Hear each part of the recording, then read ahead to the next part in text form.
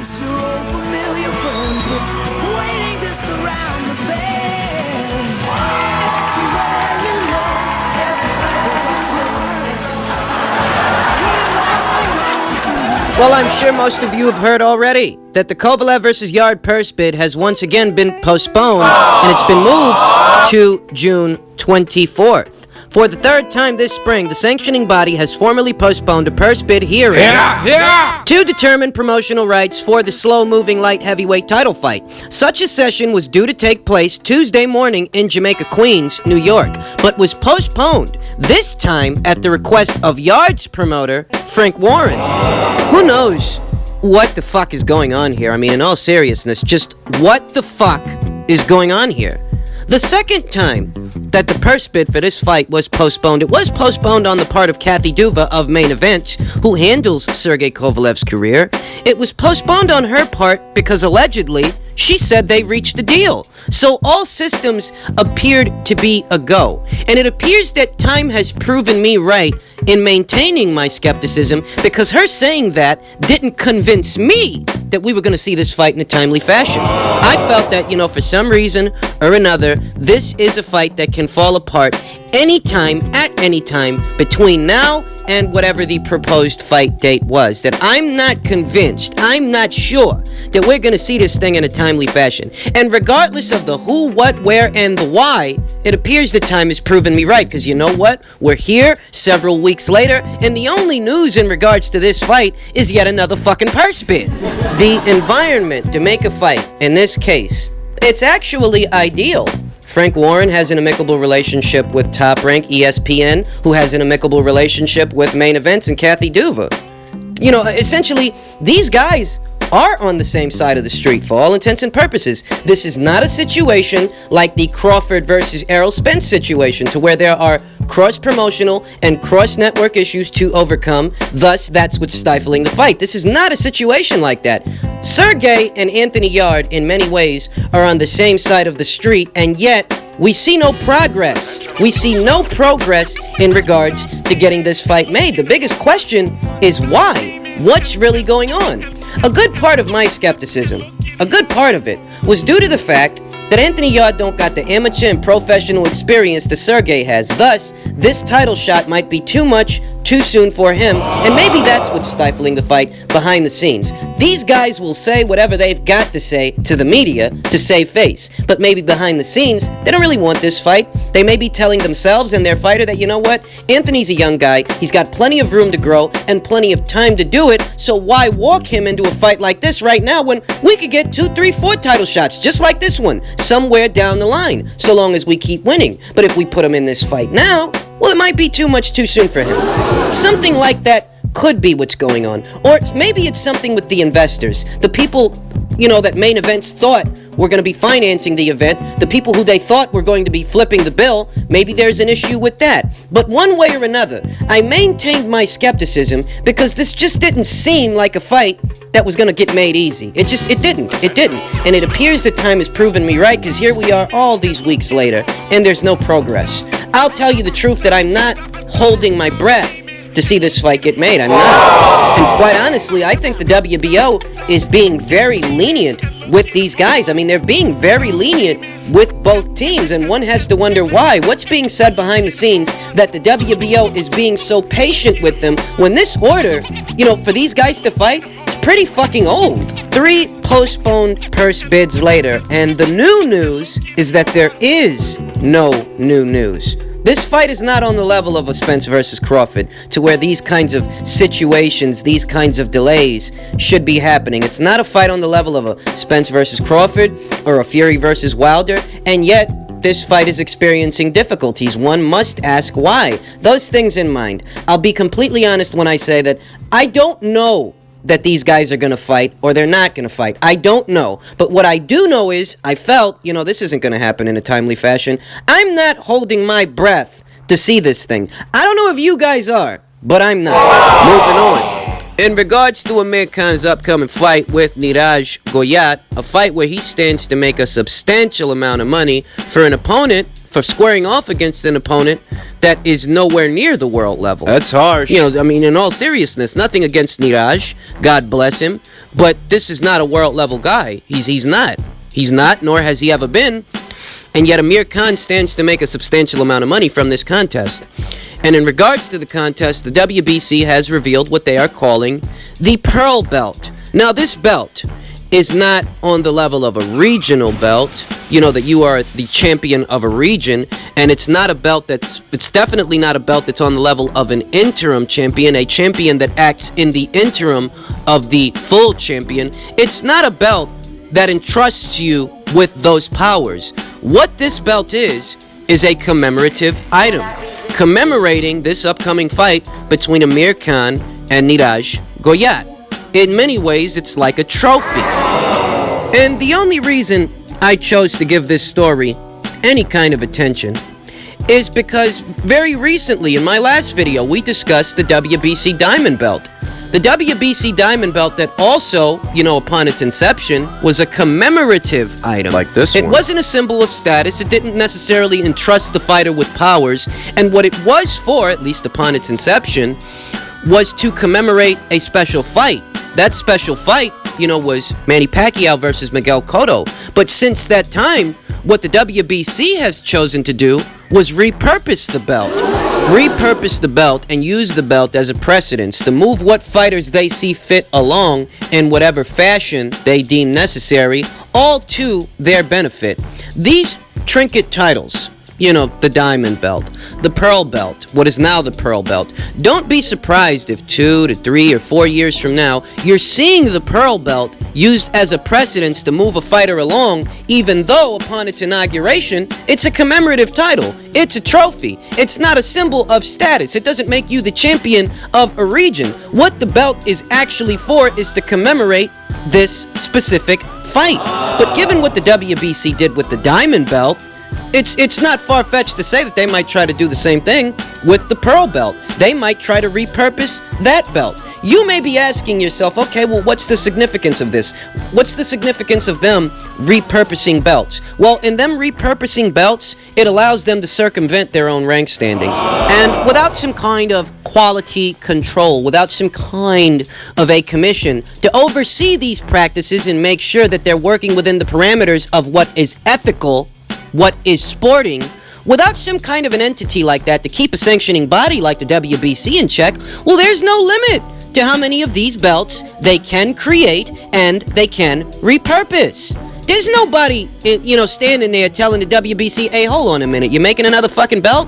Please tell me that this is just a trophy. Because if you try to make another belt, I don't want to fucking see this belt floating around 2-3 years from now when this is supposed to be a novelty item. This is supposed to be a commemorative item. You know, like those 9/11 coins that they sell on infomercials. You know, it's a commemorative item. It's not intended to give you status. It's not intended to be used in place of actual currency.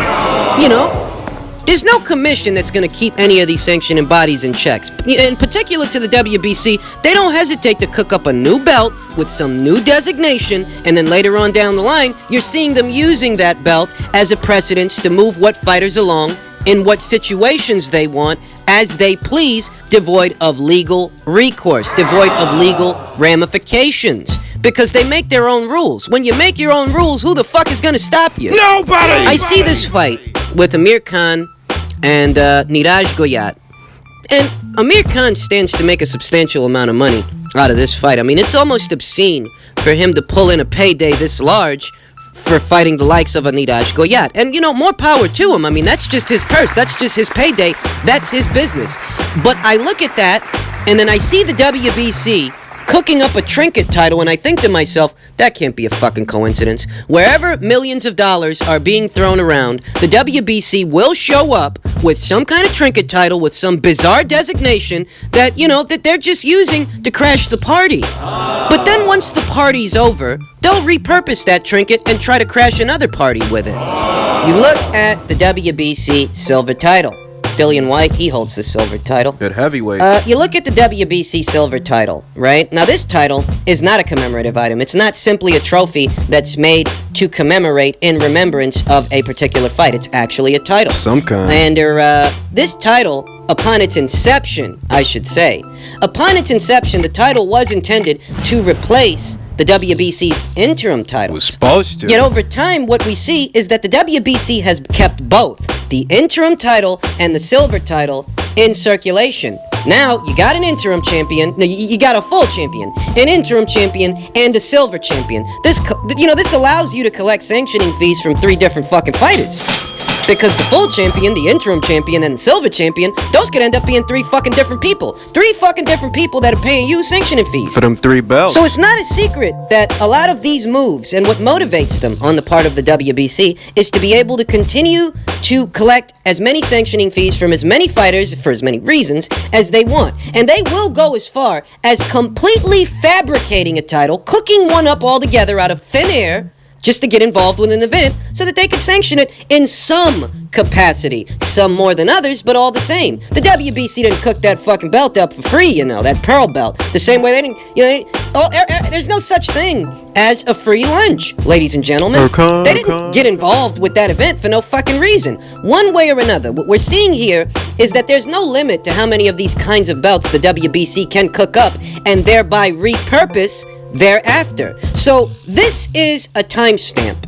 This is a marker, a point of reference for anyone who ever comes across this video to remember that no matter how the WBC decides to repurpose the pearl belt, and it's conceivable that they will. In the future. Maybe not immediately, but sometime down the line. In the future.